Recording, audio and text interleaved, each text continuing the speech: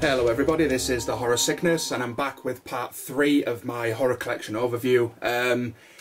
As always, going to get straight into it, no blabbering on, just crack on. If you've seen the first 2 parts you'll know the setup. And the first film up is Black Sheep. This is from 2005 I think, maybe 6, possibly 7, I don't know. New Zealand horror comedy about a zombie sheep. Not a bad film. This is the unrated version from Dimension Extreme.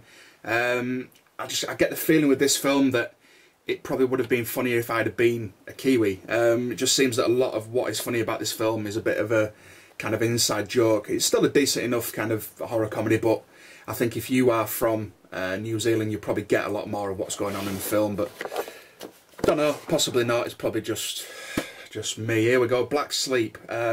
This is from the mid-50s, so going back a fair way. It's also known as Dr. Cadman's Secret.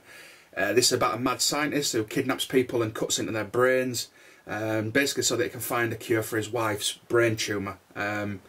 This is Bela Lugosi's final film, so it's definitely worth checking out. A lot of people say that Plan 9 from Outer Space were his last. That was released in '59, so 3 years after this one. But the only way that he was in Plan 9 from Outer Space is that they took footage that he did for test scenes for other films and put them in there. So this is technically the last film that he kind of worked on directly, and he actually shot scenes for and actively participated in. So for me, it's Bela Lugosi's last film. It also has Lon Chaney Jr. and John Carradine as well. This is a bootleg. Apparently it was released as part of a double feature with the Quatermass Experiment, but I cannot find it anywhere. I tell you what, we're going to do something a little different. We'll head into the next lot. What I want to do is let's head on over to, I'm going to call it the table, why not, we'll keep saying the table. We're going to take a look at one of my special editions. I'm going to keep breaking this up because it might just get a bit monotonous. So we're going to take a look at one of my very special editions and then we'll come back to the shelf. We'll call this the shelf, let's go to the table. Okay everyone, let's take a quick look at my first special edition. What I'm going to do is, just every now and again to break it up, I'm going to pull out one of my special edition sets and take a bit of a closer look at it. First up, we're going to be taking a look at Dark Waters from 1993. This is not to be confused with Dark Water from Hideo Nakata, or even the remake with Jennifer Connelly, I believe it was.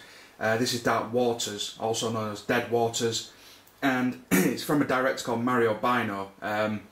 The basic premise, the story follows a girl who travels to an island after the death of her father to find out why the father funded a monastery on the island. It's a very basic story to it. The film itself is very, very good. The director was inspired by short stories of H.P. Lovecraft, and it shows. It's really, really creepy, really atmospheric. I've been trying to keep an eye out for whether the director's due to make anything else. This, as I say, was released back in '93, and as far as I can tell, he's only had 2 shorts to his name since as a director. He had a bunch of short films prior to this one, which is his debut feature-length film, and since this he has rewrote a couple of things. He rewrote the script to a film that Robert Englund was working on back in 2008 called The Curse of the Vig, but as far as I can tell it just fell by the wayside. But apart from that, he's just got a few writing credits to his name and not a great deal else. As for this edition, it's really, really nice looking. As we can see, it's just comes in this really nice sized box. We're going to take a closer look at it right now. Okay folks, so I've unpackaged it. This is just the best way to do it really while I'm filming. Take a closer look. As you can see, the box itself that I've got it in, it's not in the best of condition. It's not in mint condition, but it's holding together. The person that I got it off as well has kept the backing to it, which is really cool. It's basically just the same as the back of the DVD. The first thing we need to take a look, or the first thing I need to mention, is that it's limited to 3,000 pieces. First up, it includes this stone amulet, which basically is a replica of something. If you've seen the film, you'll know what it is. I'm not going to spoil it. But it is obviously part of the film, and you get a replica of that, and it comes in this really cool kind of plastic mould to keep it nice and safe and snug in there. The other thing you also get, and this was limited to, as I say, 3,000 pieces, and the only way you could get hold of this booklet was to get this edition, and it's really cool, really interesting stuff. There's some storyboard stuff in there, there's some artwork, there's some stuff about the director, Bino, the making of the film. Really comprehensive booklet, 48 pages worth, and just really interesting stuff, well worth a read, well worth a look through, and in English as well, which is a bonus. As it comes to the film itself, 2-disc. As I say, the back of this is very similar to the backing that came with the box. Just a massive bunch of stuff on here. The first disc itself is obviously the movie.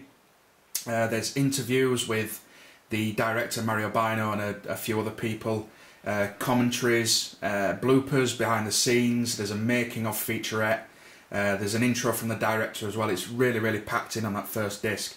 And then the second disc has 8 of Mario Bino's short films, the ones that I mentioned earlier, that preceded this, which is his feature-length debut. And yeah, I've not got around to watching them. Should be really interesting to see. The other thing I want to mention as well is the label No Shame, who worked really closely with him to get this out. It says there, proudly presents Dark Waters. They are not in existence anymore, they've gone under as well, which is a shame. This set's really nice, and if you can get a hold of it, definitely do that. Keep an eye out for it and see if you can get a hold of it. You get plenty of goodies in there.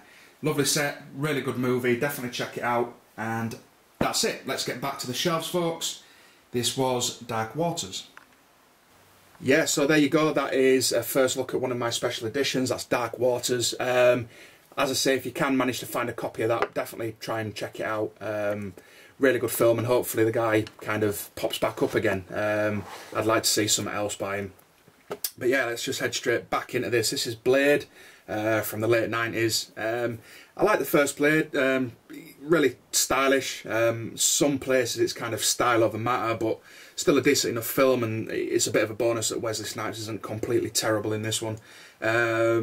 The soundtrack really works with the visuals as well. The kills look good. You know, it's not a bad film for what it is at all, really. Blade 2, obviously the follow-up to it, came, I don't know, 4 or 5 years afterwards. I've got a bit of a soft spot for this one, not least because Del Toro is, Guillermo del Toro is the director of this, and I cannot say a bad word about that man. I think it's a solid enough sequel, to be fair. One thing I will say, Ron Perlman in this one really goes for it, possibly overplaying the villain, but I just love the way he plays it. And he's just obviously having fun with the role. I think it's a decent enough follow-up, well worth a watch if you've not seen it. Saying that, this is Blade Trinity from a couple of years after. I'm not sure where he went. Blade just seemed to disappear in this one. He seems to be a bit of an extra. He's kind of, you see him wandering around in the background. It seems to be more about these other characters. I don't know, the idea of Blade in the first two is he's solo, he works on his own, he gets the job done, he doesn't really like kind of getting involved with people, especially, you know, humans, regular humans. So I don't know where they quite went with it. Ryan Reynolds, I have to admit, is not the best in this, even though I've mentioned I have become a fan of his, what with the film Buried and his role in the Amityville remake. What else can I say about it? Oh, the big guy, I can't remember his name. The guy from Prison Break, the kind of big brother in Prison Break, he is terrible in this film. He basically looks like he's come to this directly off the set of a bloody Calvin Klein ad or something. Also, the feel of the film, it wasn't as dark as the previous ones and everything else. It just felt like a bit of a kind of an MTV video at times, a bit of a pop video. But you know, I'm rambling. It's not good. Next up we have Blair Witch Project. You're all going to know this, 99. 3 film students go into the woods of, I'm going to get this wrong, Maryland? Sure, it's Maryland, must be. Anyway, they're going to the woods, Maryland, I'm sure it is. Well, anyway, they're making a documentary about a local legend of Blair Witch, and then we get to see the found footage. I'm not going to go into it, you all know the film. It's not the first found footage film, as most of you know. There is a few others, most notably Cannibal Holocaust. Also have The Last Broadcast and Man Bites Dog, which is an excellent film as well. Came well before this, but once this happened, the subgenre of these found footage films kind of exploded. and it showed just how effective this film was, how it really got to people, and it spawned a bunch of films afterwards. Some shitty, Last Exorcism, for example. Some will say the Paranormal Activity films as well. But it's come up with some decent ones. I saw one fairly recently. I know it's been out for a little while. Called the Poughkeepsie Tapes. I don't know if it's got an official release. I don't think it has. But if you can find the Poughkeepsie Tapes, definitely watch that. It's well worth a watch. But yeah, Blair Witch. We all know it. Yeah, good film. Next up, we have Blood Trails. Not got around to watching this one yet, so I can't say anything about it really. I have got to give a shout out at this point to my grandma for basically giving me the film. She was given a stack of films by someone, came across this, realised it wasn't for her, realised that I might like it and give it to me, so thanks Gran. Next up, we're probably going to have to leave it here. This is Boogeyman from 2005. It's a pretty crappy film really, if you know it. As far as I can remember, I watched it a long time ago and I can't remember it that well, but I'm assuming there is a reason I can't remember it that well, and that generally means that I didn't like it. I do want to mention one thing, and I know that I came across someone else's video. I might be getting this wrong. Selma the God, I think, mentioned this. Boogeyman is basically, it's an imaginary being used by adults to scare children into complying, to behaving properly and everything else. Boogeyman is an American thing. In the UK we call it the Boogeyman. So when I was growing up, the Boogeyman was under my bed or he was in the closet and he was there to scare me. Which I remember was a scary thing. You know, being told that the Boogeyman's going to come and get you, it's a scary thing as a kid. So that is Boogeyman. Boogeyman to me is scary. Boogeyman to me is this.